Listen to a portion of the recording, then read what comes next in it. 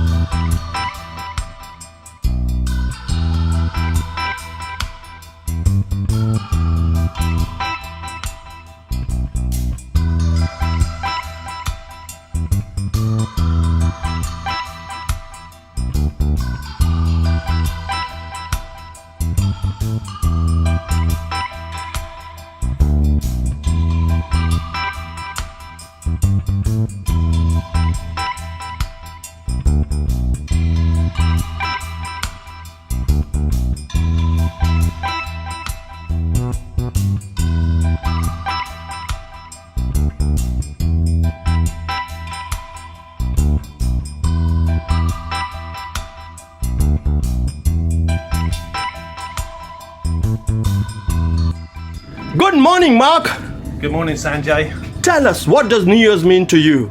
New Year's means to me is normally was to be partying with friends, and now I look back at all what I've done in the past, what I've achieved, and the fact is I've had a above and beyond award this year. It's a progression. I look after health and safety for everybody, and I like to keep everyone safe. And going forward for the future, I'd like to feel that I'm making a difference to people's lives. Mark, tell us, how can one achieve their goals? Achieve your goals, essentially, achieve their goals. I do feel that people have expectations of everything has to be realistic, and they have to sort of like make sure that what they plan they can achieve. My one will be this year will be just the fact is of I feel that I wanted to lose some weight, do some training, improve my body. That's what I feel like I need to do. And I've got another expectation is I feel that this year is I want to bring, I've got a very corporate building, and I'd like to bring underprivileged children into my building for a work experience, and I'm trying to get that going ahead. So, and that's going to take a lot of my time up this year. What message would you give to the world, Mark? I'd like to give to the world is the fact is love and peace to everyone. I'd love to feel that respect other people's cultures, and I'd like to feel that with the environmental for this year 2022 that there's a great improvement in that, and it's a world thing. And I'd like to feel that the COVID-19 that the world can actually work together to achieve a goal. So it's one world, one goal. Mark, that was brilliant. Thank you very much. Thank you very much, Andy. Cheers. Good morning, Jamie. Good morning, Sanjay. Tell us, what does New Year mean to you? Well, New Year means hope. For starters, I hope that we can stop wearing these at some stage and get back to normal. Tell us, how can one achieve the promises they make for the New Year's? Oh, it's a really good question. New Year's resolutions, we all make them. We all say, I'm going to do more of this and I'm going to do less of this. And I think one of the keys is to take your time. Just step by step, not think that you're going to change everything overnight and suddenly magically the 1st of January or the first week of January everything's going to change. Give yourself 6 months. Do it in small increments. What message would you give to the world? Well, I think, as I've said, New Year is all about, it's about hope. It's about fulfilling things that maybe haven't been fulfilled yet. But for me, the source of hope is Jesus. So my message to the world as we step into 2022 is to talk to him. A lot of people feel they can't pray. They think they have to be spiritual or religious or something to be able to pray, but anyone can simply sit quietly, maybe just light a candle and speak your heart to God. Be honest with him, and in the quiet, receive his love. Jamie, as always, you're amazing. Thank you. Thanks, Sanjay. Good morning, Chris. Morning. Tell us, what does New Year mean to you? To me personally, it's like sort of, I don't know, in a sort of a cliche way of sort of let's start again. It's a sort of clean slate. But in, some people it's just another year. You're in the same job, you're doing the same sort of things. But I sort of look at it as a fresh start. You start again. New sort of things that you want to complete this year, and sort of goals and achievements you want to achieve, basically. How can one achieve their goals? I think it's all about being realistic. If you start listing on an A4 bit of paper out what you want to achieve and what you want to do, you're going to have a whole page because you're just going to get overwhelmed by it. So just sort of think about sort of maybe one or two of the most important things you want to do. Do them if you can, but don't get down if you don't. What message would you give to the world? Well, new year, new start. Hopefully this will be a better year than the last couple of years that we've had. Just keep loving, keep rolling. That's about it. Chris, that was brilliant. Thank you very much. Thank you. See you later.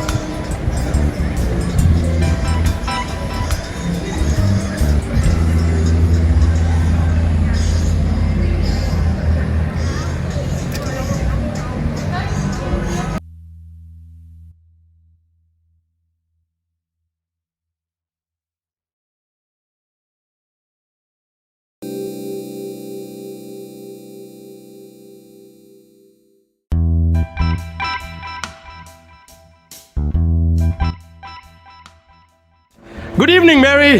Good evening, Sanjay. Tell us, what does New Year mean to you?